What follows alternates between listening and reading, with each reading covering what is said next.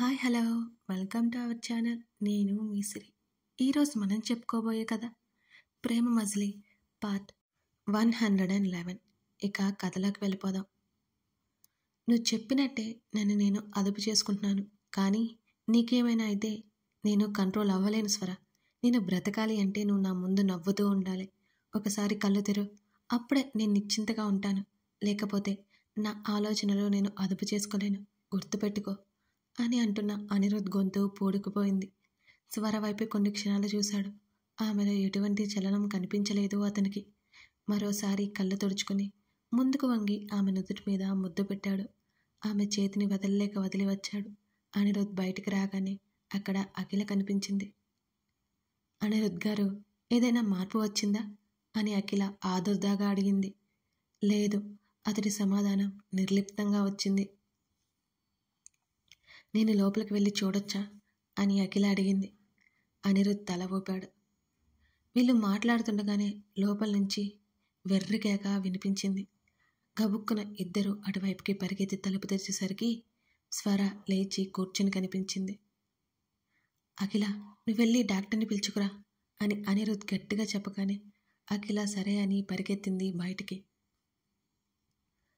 అనిరుద్ స్వర దగ్గరికి చేరి ఆమెను పిలుస్తుండగానే ఆమెను చూసి ఆశ్చర్యపోయాడు. ఆమె చేతికున్న నీడిల్ పీకేసినట్టు రక్తం కారుతోంది. తల పట్టుకుని అరిచేస్తోంది గట్టిగా. స్వరా అంటూ ఆమె భుజాలు పట్టుకుని అనిరుద్ గట్టిగట్టిగా పిలుస్తూ ఉంటే ఆమె మెల్లిగా కళ్ళు ఎత్తి చూసి అతన్ని కొట్టేసి వెనక్కి నెట్టి దూరం జరిగి కూర్చుంది. ఆ హఠాత్ పరిణామానికి హతాశుడయ్యాడు అనిరుద్. రావద్దు, నా దగ్గరికి రావద్దు, చంపేస్తాను అంటూ ఆమె వెనక్కి జరుగుతూ చేతుల్లో ముఖం దాచుకుంది. ఆమె పరిస్థితికి అతని కళ్ళల్లో నీళ్లు చప్పున తిరిగాయి.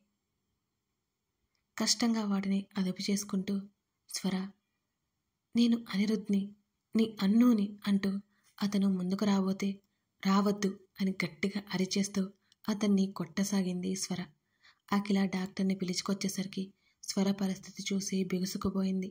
వెంటనే తేరుకొని స్వర దగ్గరికి వెళ్ళి స్వరా అంటూ ఆమెను అదుపు చేయసాగింది అఖిల. అఖిలను కూడా నెట్టేస్తూ భయపడి ఏడుస్తోంది స్వర. అఖిలకి ఏం చేయాలో అర్థం కాలేదు. అనిరుద్ వెంటనే స్వర దగ్గరికి వెళ్ళి ఆమె భుజాల చుట్టూ చేయేసి దగ్గరికి లాక్కున్నాడు. ఆమె నెట్టి వేస్తోంది, ఏడుస్తోంది, అరుస్తోంది.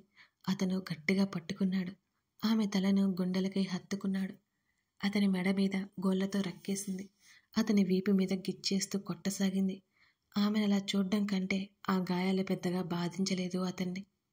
ఆమె గోళ్ల దాటికి అతని చొక్కాలోంచి రక్తం కూడా బయటికి కనబడుతోంది. ఆశ్చర్యంగా నోటి మీద చేయి వేసుకుంది అఖిల. స్వరని పిలుస్తూ తప్పించడానికి చూస్తుంటే అనిరుద్ వద్దు అన్నట్టు తల ఊపాడు అఖిలకి. కాసేపటికి ఆమె అలసిపోయింది. అతని గుండెల మీద వాలిపోయింది. స్వర, నేను అనిరుద్ని, నీ అన్నూని అని చెప్తూ ఆమె తల మీద ముద్దు పెట్టుకుంటూ ఆమెను మరింతగా చుట్టుకుంటూ చెప్పాడు. ఆమె మెల్లిగా కళ్ళు తెరిచి మళ్ళీ కళ్ళు మూసింది. ఆమె ఏడుస్తోంది. శరీరం నిస్సత్తుగా అతని ఒడిలోకి వాలిపోయింది. ఆమెను జాగ్రత్తగా పడుకోబెట్టుకున్నాడు. ఆమె కళ్ళు ఎత్తి చూసింది. అతని ముఖాన్ని అపురూపంగా మునివెళ్లతో తడిమి మళ్ళీ స్పృహ కోల్పోయింది. డాక్టర్ వచ్చేసరికి స్పృహలో లేదు స్వర.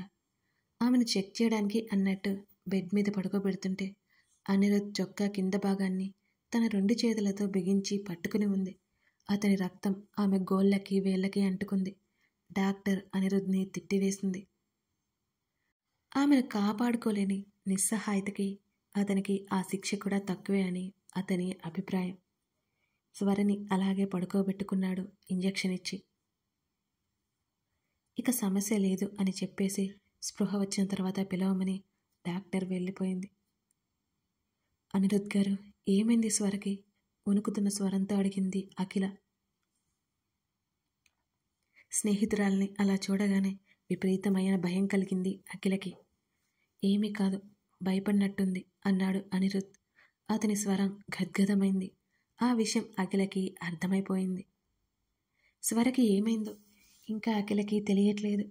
వివేక్ ఫాదర్ డీజీపీ హోదాలో ఉన్నారు, ఆయన హెల్ప్ తీసుకుంటే మంచిదని అనిరుద్కి చెప్పింది అఖిల. అనిరుద్ తలాడించాడు. స్వర గోళ్ళ దాటికి ఇన్ఫెక్షన్ అవుతుందేమోనని నర్స్ చేత అనిరుద్ధ్కి ట్రీట్మెంట్ ఇప్పించింది అఖిల. ఆ రోజు ఆఫీస్కి వెళ్దాం అనుకున్న అనిరుద్ధ్ అక్కడే ఉండిపోయాడు. సలీం వచ్చి అంతా సెట్ అయినట్టు చెప్పాడు. రామ్నాథ్ అంకుల్ జాగ్రత్త సలీం అని సలీంకి చెప్పాడు అనిరుద్ధ్.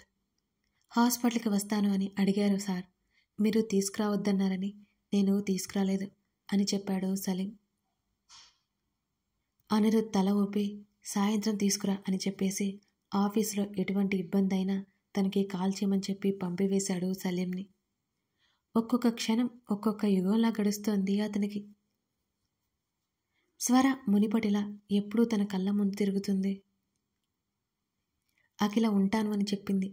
అఖిల పెళ్లి త్వరలోనే ఉంది అనే విషయం అనిరుద్ధ్కి తెలుసు. ఆ విషయం గుర్తొచ్చి పర్వాలేదని పంపివేశాడు.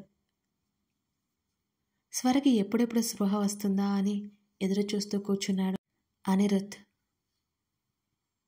సాయంత్రం ఎప్పుడో ఆమె కొద్దిగా కదిలింది. నర్స్ పరుగున వెళ్ళి డాక్టర్ని తీసుకొచ్చింది.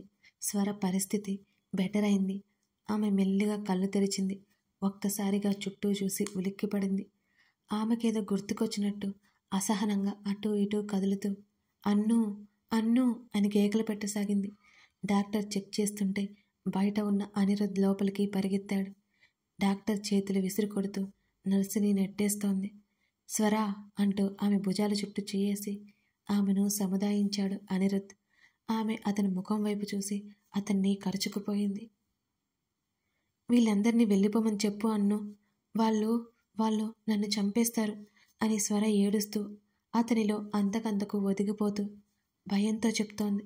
ఏం చేయాలి అన్నట్టు డాక్టర్ వైపు చూశాడు అనిరుద్ధ్.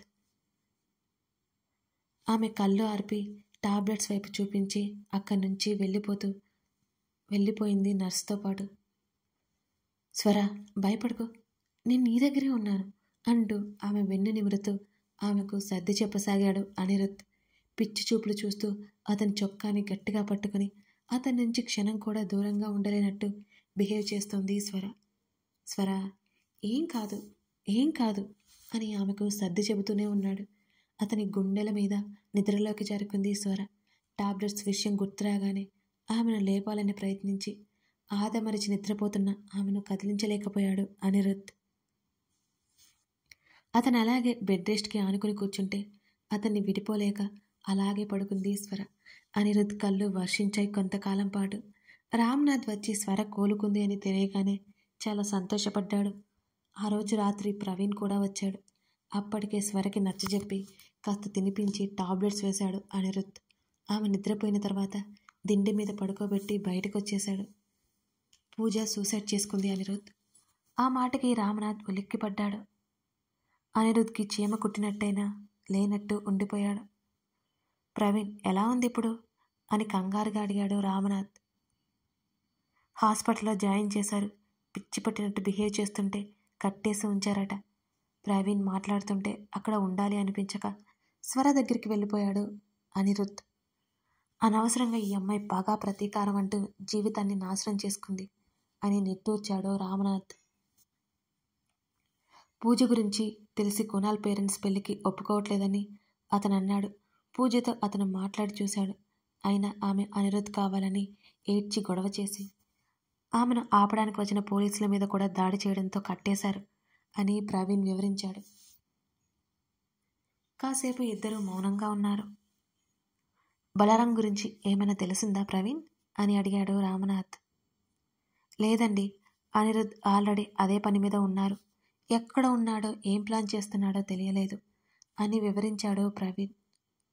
నువ్వు ఈ వ్యవహారాల్లో దూరకపోతే మంచిది ప్రవీణ్. ఆ బలరాం గురించి నీకు తెలియదు. అనవసరంగా నీ ప్రాణాల మీదకి తెచ్చుకోవద్దు. అనిరుద్ధ్కి నేను చెప్తాను అని అన్నాడు రామనాథ్. దానికి చిన్నగా నవ్వాడు ప్రవీణ్. మీ గురించి విన్నాను. మీకు జరిగిన నష్టం కూడా నాకు తెలుసు. అయినా మీరు వెనకడుగు వేయలేదు. మీ వృత్తి మీకు దూరమైన న్యాయంగానే ఉన్నారు.